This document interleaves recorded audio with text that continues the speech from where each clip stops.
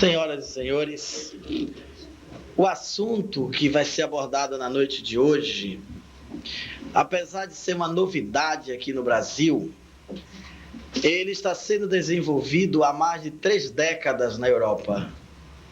Precisamente 35 anos.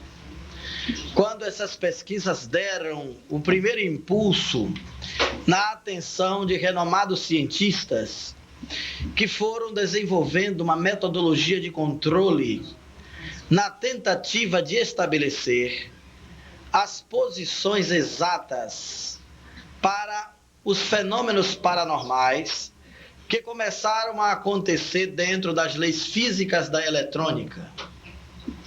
Esses fenômenos foram mais tarde denominados de transcomunicação instrumental. Termo esse que foi designado para definir a possibilidade dos seres humanos entrarem em contato com pessoas que tiveram seus corpos destruídos ou sepultados, a quem normalmente nós chamamos de mortos ou espíritos. E esses contatos dariam-se através de equipamentos eletrônicos, hoje em 6 modalidades. Primeiro vieram os gravadores, depois os alto-falantes de rádio, mais tarde o telefone, depois a tela da televisão, recentemente os computadores e agora o fax. Todos esses equipamentos são hoje utilizados na Europa para estabelecer comunicação com espíritos do além ou com os mortos. Trata-se de um novo canal, uma nova possibilidade que vai além dos limites das faculdades psíquicas humanas. Nós tínhamos apenas a única possibilidade de entrar em contato com o mundo dos espíritos, que era a mediunidade ou as faculdades psíquicas que a natureza outorgou aos seres humanos.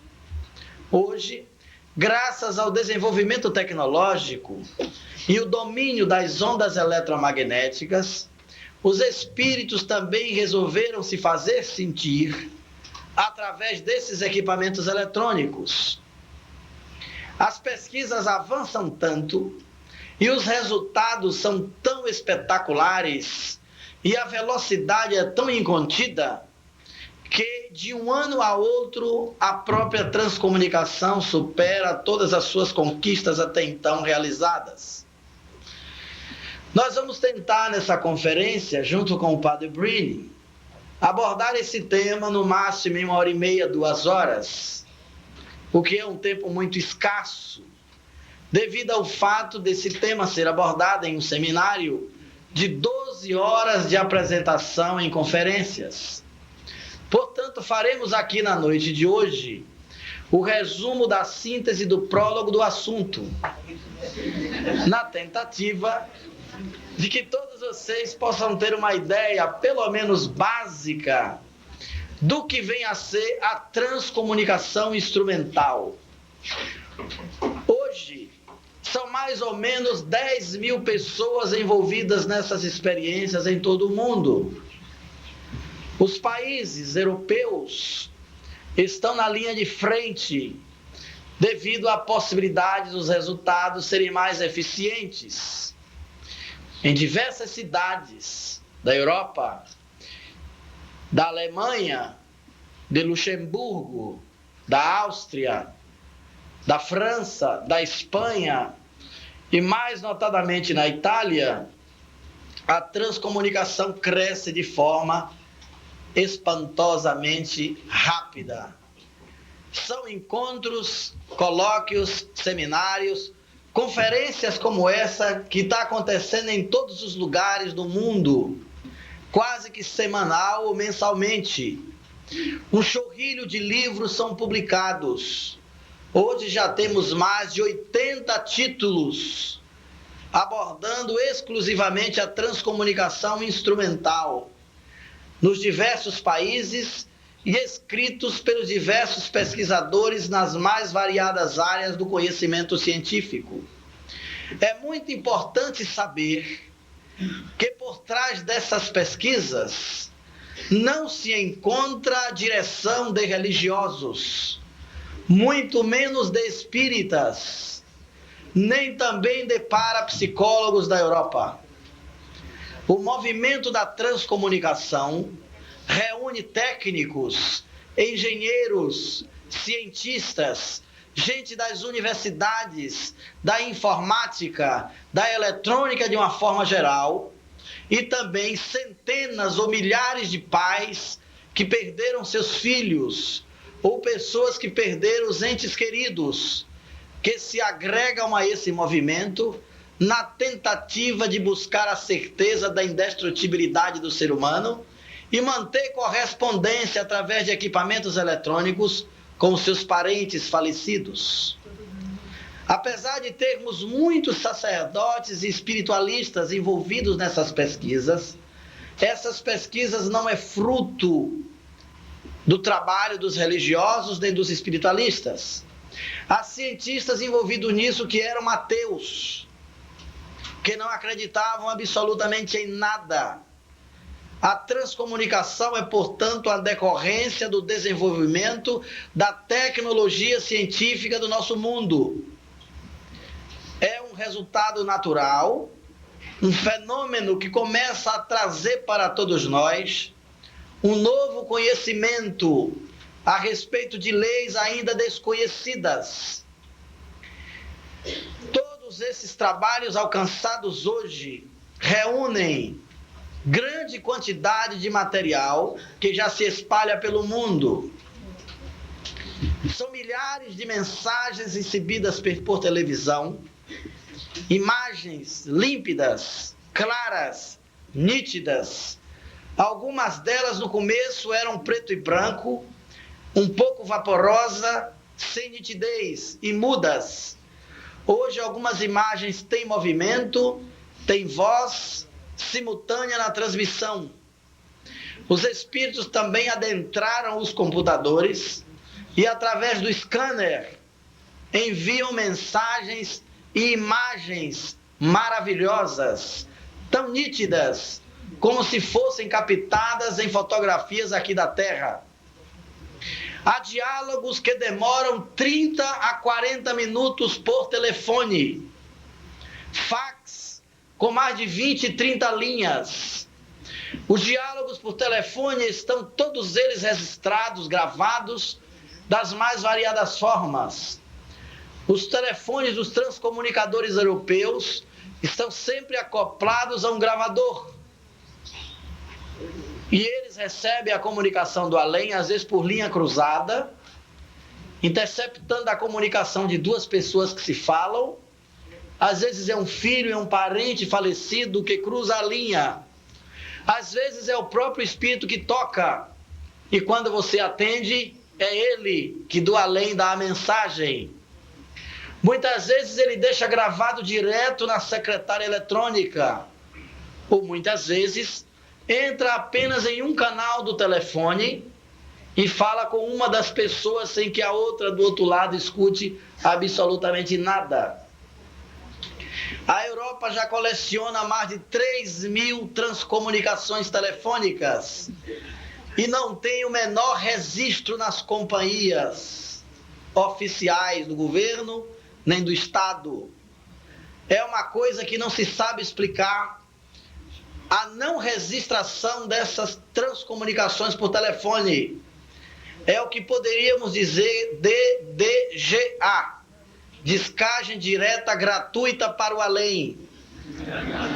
É portentoso porque não vem na conta, não há nenhum registro e são transcomunicações, como dissemos, que demoram mais de 30 minutos, diálogos perfeitos. As mensagens ocorrem às vezes cruzadas, metade em um país, metade no outro país. Algumas pelo computador e o espírito completa a mensagem pelo rádio, a fim de que os pesquisadores se aproximem para que a transcomunicação tenha mais unidade, os espíritos estabelecem esses contatos. Todos os grupos da Europa sabem que lá do além eles têm estações transmissoras. Para cada país há uma estação que se identifica para transmitir do além. Para os Estados Unidos, a estação chama-se Lifeline, ou Linha da Vida. Para Revenick, na Alemanha, a estação denomina-se Central. Para Luxemburgo, a estação se denomina Zeitstrom, o fluxo do tempo. E cada grupo tem características próprias nas transcomunicações. Toda essa possibilidade é fruto de duas inteligências. Uma de nós todos aqui da Terra, os homens que vão morrer. E a outra inteligência deles, os homens que já morreram, ou os espíritos, que através dos mesmos equipamentos vem dando informações técnicas para melhor obter os resultados dessas mensagens. Sem essas informações que vêm do além, seria praticamente muito difícil conseguir o progresso que já se alcançou hoje na transcomunicação instrumental. É bem verdade que esse assunto, sendo novo, parece ser um pouco fantástico para a maioria das pessoas. Mas nós estamos aqui nessa noite, talvez falando da maior descoberta do nosso século. E quase ninguém esteja se dando conta disto.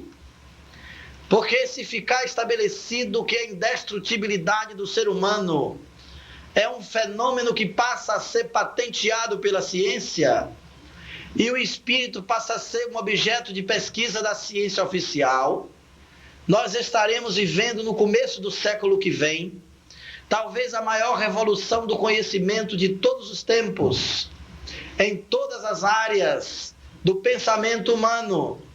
Sofreremos talvez uma revisão nos currículos acadêmicos. As religiões deverão ser convocadas para incluir no contexto dos seus ensinamentos os resultados da transcomunicação instrumental. Todas essas evoluções de conhecimento estão hoje registradas, mensuradas, controladas, e a transcomunicação atravessou os 35 anos na Europa, enfrentando várias hipóteses para ser aceita como um fenômeno espiritual ou como um fenômeno paranormal dentro da tecnologia do nosso tempo. Os cientistas abordaram várias hipóteses, 5 delas, para tentar explicar a transcomunicação, e nenhuma hipótese resistiu à última, de ser realmente comunicação com seres que tiveram seus corpos destruídos, com pessoas falecidas, ou com os mortos do além, vivos no além. A primeira hipótese que a ciência aventou foi a hipótese da fraude. Porque às vezes a fraude pode não ser somente por dolo, pode ser uma fraude por engano. Mas a fraude não teve resistência devido à honorabilidade dos pesquisadores envolvidos. Também devido ao controle e aos próprios resultados. A fraude não teria nenhuma sustentação para legitimar o fenômeno dentro dessa própria hipótese. Cada vez mais os resultados diziam por si próprios, estonteando os pesquisadores, de que é um fenômeno autêntico, é um fato científico. Veio a segunda hipótese, a hipótese da ilusão, de que o desejo de algumas pessoas em falar com seus parentes mortos poderia provocar uma ilusão e a pessoa imaginar que estaria recebendo vozes. É bem verdade que alguém pode fraudar no primeiro caso, e alguém também pode se iludir no desejo exacerbado de falar com alguém que morreu e achar que tem vozes nas suas fitas. Há casos aqui no Brasil e na Europa que tem indivíduos com uma porção de fitas na mão e que só eles ouvem as vozes. É uma coisa mais para a psiquiatria. São pessoas que têm transtornos psíquicos. Garantem que ouve vozes, mas ninguém ouve absolutamente nada. Mas a transcomunicação, em todos os seus casos, na maioria deles, quase esmagadoramente, não existem ilusões. As vozes são claras, como vocês vão ouvir hoje à noite. As imagens são vistas por todas as pessoas. As gravações telefônicas não tem dúvida que são autênticas. Os espíritos dão seus dados pessoais, dados que vão até a número de telefones, cartão de seguro de vida, detalhes familiares, conteúdos bibliográficos que são pesquisados por centenas de pessoas em todo o mundo. Vem a terceira hipótese: ondas do passado que permanecem. Será que a transcomunicação não seria a captação de algumas ondas que guardam registro da natureza em alguma dimensão que o homem desconhece? E a má interpretação poderia dizer que era coisa do além? Entretanto, o conteúdo dessas fitas, dessas imagens, não tem somente coisas do passado, tem coisas muito do presente e às vezes coisas do futuro. Não tem lógica a terceira hipótese para sustentar também a transcomunicação. Surge então a quarta hipótese: o inconsciente dos pesquisadores. Será que não seria a mente humana capaz de produzir isso nas fitas? A hipótese do inconsciente é aventada por muitos pesquisadores na parapsicologia. Nos Estados Unidos, tem um sensitivo chamado Ted Sirius, que depois de tomar algumas latas de cerveja, ele apanha uma máquina Polaroid, concentra a atenção da consciência dele na máquina e pensa na Torre Eiffel. E quando ele revela o filme, aparece a silhueta da Torre Eiffel. No Japão, há um outro jovem de nome Masaaki Kiyota, que não precisa tomar as garrafas de cerveja que o Ted Sirius toma, e que está sendo estudado na Universidade de Tóquio. Mais fantástico ainda que o Masaaki Kiyota, ele apanha um filme velado dentro da caixa e pensa na imagem que ele viu do quadro quando ele visitou o Museu de Chicago. E quando revela o filme, aparece a silhueta da imagem que ele pensou. Se é possível a mente humana fazer isso nas imagens, é possível que faça também nas vozes. Como todos os pesquisadores da transcomunicação têm interesse na verdade, eles aventaram hipótese a hipótese, uma a uma. Mesmo a do inconsciente não teve resistência. Primeiro porque Masaaki Kiyota e Ted Sirius são dotados, são paranormais. Eles empreendem algum esforço para registrar essas imagens nos filmes. Os pesquisadores da transcomunicação obtêm mensagens mesmo sem querer, sem ter mediunidade ou paranormalidade alguma, sem serem sensitivos e sem empreenderem o menor esforço. Depois, a transcomunicação é uma coisa que qualquer pessoa pode fazer, desde que tenha aparelhos domésticos e os utilize da forma adequada. Não precisa ser engenheiro, não precisa ser técnico. As técnicas são muito simples. Só por rádio e gravador são mais de 16 técnicas diferentes. Todos os nossos aparelhos são apenas receptores, não tem nenhum aparelho transmissor. O telefone, por enquanto, só toca de lá para cá, ainda não toca daqui para lá. Muito embora haja já uma tecnologia sendo desenvolvida, mas esses aparelhos ainda não são construídos. A maioria deles que estão desenvolvidos encontram-se ainda na bancada de muitos pesquisadores. A quinta hipótese, então, seria a hipótese da interferência. Será que numa cidade como essa, por exemplo, que tem rádio amador, rádio táxi, rádio de hospital, rádio patrulha, rádio de aeroportos, rádio AM, rádio FM, televisão, o espaço está repleto de ondas e imagens, como nessa sala, por exemplo. Se ligarmos aqui 10 rádios, vamos ouvir 10 vozes diferentes. Se ligarmos todos os aparelhos de televisão, cada um canal, vamos ver imagens diferentes. Será que não seria a transcomunicação o resultado desse engano? Os pesquisadores também fizeram o controle. Isolaram os equipamentos em salas forradas de chumbo, teto e paredes, e passaram ainda um campo de alta frequência em torno da sala. Qualquer equipamento eletrônico ali dentro não receberia nenhuma sintonia ou qualquer sinal externo. Mesmo com esse controle, a voz dos espíritos apareceram nos campos magnéticos das fitas. Alguns outros mergulharam os gravadores em tanques de glicerina. O corpo de massa da glicerina impediria que as ondas eletromagnéticas alcançassem as fitas, com um efeito semelhante quando nós passamos num túnel e o nosso rádio sai do ar dentro do carro. Mesmo assim, a voz dos espíritos apareceram nas fitas. Houveram pesquisadores que largaram os gravadores no fundo do mar, no submarino. Vieram para a superfície, fizeram as evocações na terra, e dias depois a voz dos espíritos estavam gravadas no gravador do fundo do mar, no submarino onde eles deixaram. Portanto, a interferência não tem sentido para explicar a transcomunicação, exatamente porque a transcomunicação possui também conteúdos peculiares. O que elimina a hipótese do inconsciente, também elimina a hipótese da interferência, porque as vozes se identificam, dão dados pessoais, fala com as pessoas que estão na sala. Como poderia ser uma interferência capaz de reconhecer um visitante? Vocês vão ouvir textos que foram ditados porque um padre Breen estava na sala presente e o espírito falou em francês em homenagem à sua língua materna. Que tipo de interferência seria essa?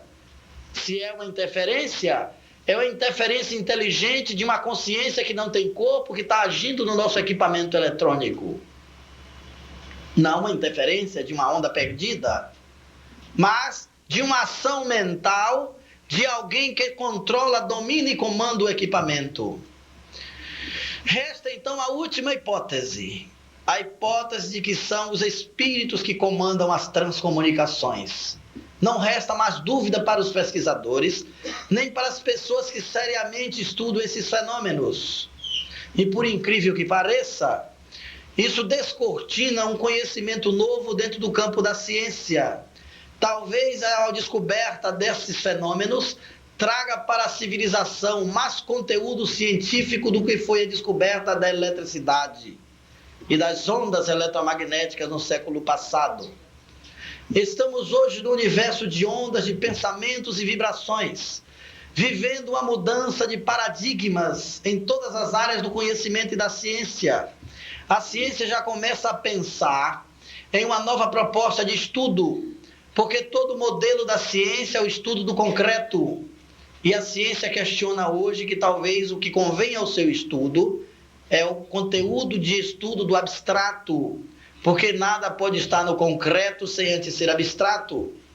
Os físicos quânticos asseveram que tudo aquilo quanto a gente vê, que constitui o modelo da ciência, talvez seja a parte mais grosseira do universo de tudo quanto a gente não vê.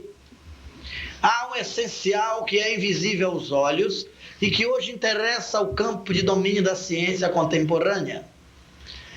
Entre essas abordagens, os cientistas estão chamando todos esses assuntos que extrapolam os limites do conhecimento da ciência ortodoxa e acadêmica de transdisciplinaridade. Palavra essa que não deve ser confundida com multidisciplinaridade, nem também com interdisciplinaridade. A transdisciplinaridade são disciplinas transcendentes. E entre essas disciplinas transcendentes, que propõem um novo paradigma para a ciência, está a transcomunicação instrumental. A palavra comunicar, todos nós já conhecíamos em todas as línguas, um verbo comum na maioria dos idiomas. Mas a palavra trans, antes de comunicação, é um prefixo que foi ajuntado por um pesquisador alemão para designar uma comunicação transcendente, para além dos limites do mundo material, uma dimensão em níveis diferentes de consciência. E a palavra instrumental para caracterizar a comunicação transcendente através de equipamentos eletrônicos, uma vez que a mediunidade velha e conhecida pelo homem é também uma transcomunicação, porém uma transcomunicação mental.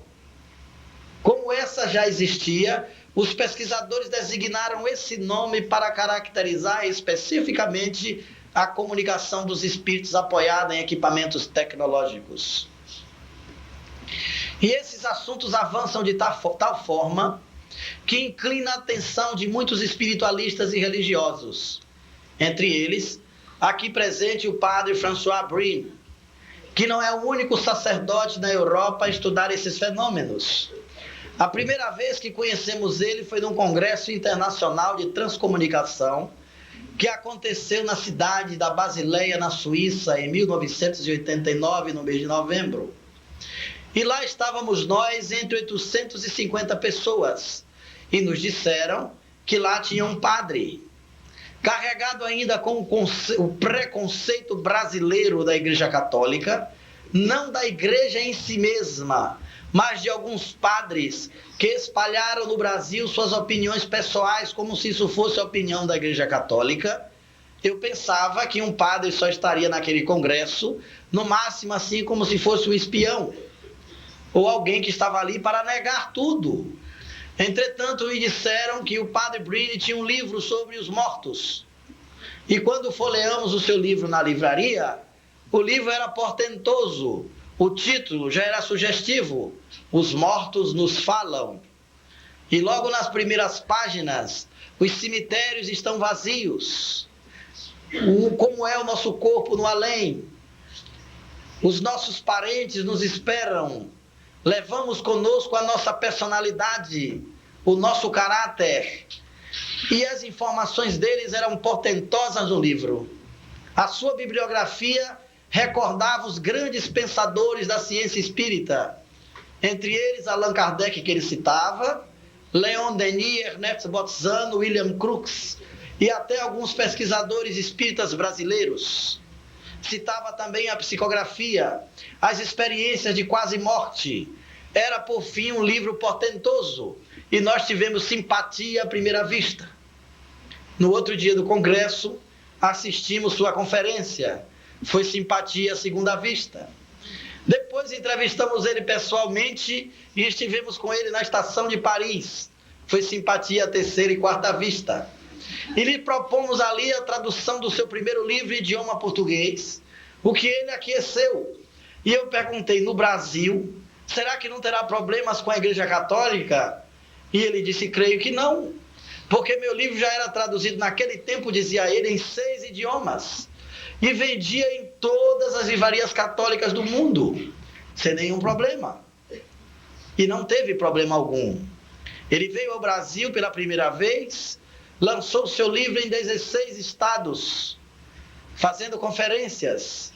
Na segunda vez, para o Congresso Internacional de Transcomunicação Instrumental, que aconteceu em São Paulo com quase 2.000 pessoas no Centro de Convenções do AMB, 19 países representados, e o padre François Brine era um dos conferencistas. Hoje, na sua terceira estada do Brasil, ele veio lançar o seu segundo livro, Linha Direta do Além, em parceria com um pesquisador da Universidade de Sorbonne, na França, um professor honorário, autor de mais de 10 obras em biologia e etnologia, também pesquisador da transcomunicação instrumental. Juntamente com o padre Brine, viajaram o mundo e pesquisaram entre os grupos as informações mais recentes desse tema e reuniram nesse livro portentoso, que juntamente com o outro, constitui uma mensagem de esperança extraordinária para as pessoas que o compulsam. É um livro especial para qualquer católico ler, para qualquer espírita ler, espiritualista, ateu, descrente, adolescente e idoso. Porque o livro transcende as igrejas, as paredes das crenças e alcança a mente das pessoas abertas. É claro que o padre François Brine Parece ser assim um paradoxo no Brasil. Estou viajando com ele pela terceira vez e as perguntas são as mesmas. Mas ele realmente é padre? Como fica a posição da igreja? Todos os jornalistas, todos os repórteres, todos os radialistas, todos os auditórios e o Vaticano. O que é que diz disso? O que é que fala a respeito? É a grande surpresa, mas eu quero dizer que essa surpresa é somente no Brasil. Na Europa não é surpresa nenhum padres falar sobre essas coisas. Vocês vão ouvir da própria boca dele. Na Itália são muitos sacerdotes que fazem pesquisa e conferências e escrevem livros sobre esses assuntos. E essas pesquisas já são de conhecimento do Vaticano. Não há nenhum conflito, isso sustenta a fé na vida eterna. O problema é que aqui no Brasil, como dizia antes, alguns padres, como o padre Quevedo, têm sua opinião pessoal. E as pessoas pensam que ele representa a opinião geral da Igreja Católica. E como ele vem fazendo um trabalho de 32 anos, negando a comunicação com os mortos, todos nós pensamos que todos os padres também negam. Lê do engano. Eles se ajuntaram aos pesquisadores europeus e tiveram a coragem de sair semeando no mundo a mensagem da imortalidade, da indestrutibilidade do ser humano e da continuidade da vida após a morte. O livro é portentoso. O padre François Brine chegou no Brasil pela cidade de Londrina, onde fizemos conferência na Universidade Federal, entrevista em televisão, em rádio. Depois viajamos para Caxias do Sul, e ele proferiu conferências na Universidade Federal de Caxias do Sul. Manteve um programa de rádio de 2 horas. O sucesso foi tão espetacular que teve que repetir no outro dia outro programa com mais 2 horas. À noite, jantou com o bispo de Caxias do Sul, onde tiveram um relacionamento espetacular. Ele autografou seus livros para o bispo, que ficou profundamente entusiasmado com as novas notícias da transcomunicação. De Caxias do Sul, viajamos para o Rio de Janeiro. E lá o padre foi, aliás, para Brasília, onde foi feito um seminário no auditório do Centro de Convenções. De lá para o Rio de Janeiro, nos apresentamos no Teatro Vanucci.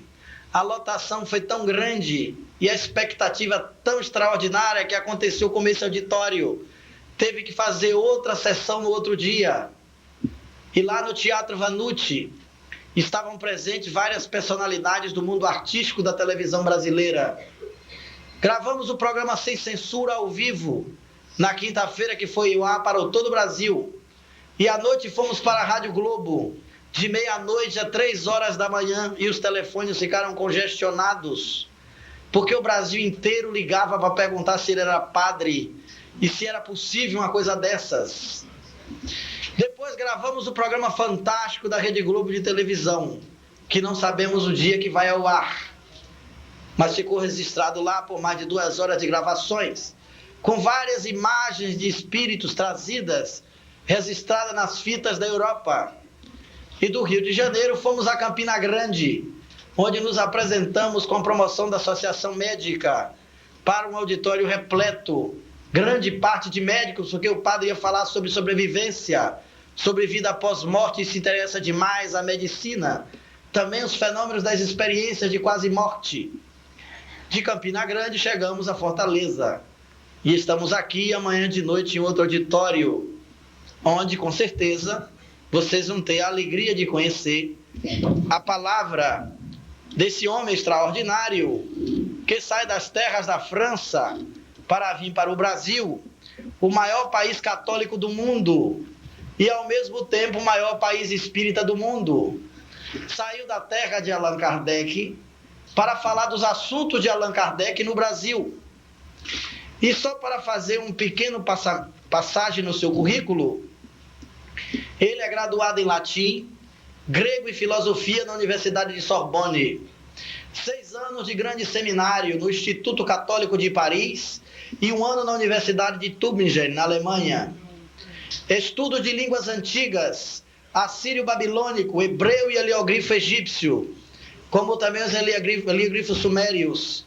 Licenciado em Teologia pelo Instituto Católico em 1960. licenciado em Escritura Sagrada pelo Instituto Bíblico de Roma, em 1964. Professor de diversos grandes seminários durante 7 anos. Estudos particulares da tradução dos cristãos do Oriente e das igrejas ortodoxas, místicas, do Ocidente e do Oriente, cristã e não cristã. Publicou seu primeiro livro em 1983, um livro de teologia com mais de 600 páginas, intitulado Para que o Homem se Torne Deus. O Padre Breen faz parte do Comitê de Pesquisas da IANES, Organização Internacional para os Estudos dos Estados que se assemelham à morte. É também membro de várias associações de transcomunicação em Luxemburgo, a Alemanha e em outros países da Europa. A transcomunicação, que aborda as comunicações tecnológicas com pessoas falecidas, espíritos, através de equipamentos eletrônicos, televisor, rádio, gravador, computador, fax e telefone. Autor de várias conferências em diversos países da Europa e América do Norte. Publicou diversos artigos em revistas francesas e de outros países. Participou também de numerosos programas de rádios e televisão, tanto na França quanto em outros países. O Padre Breen também domina os idiomas alemão, inglês, espanhol, italiano e português.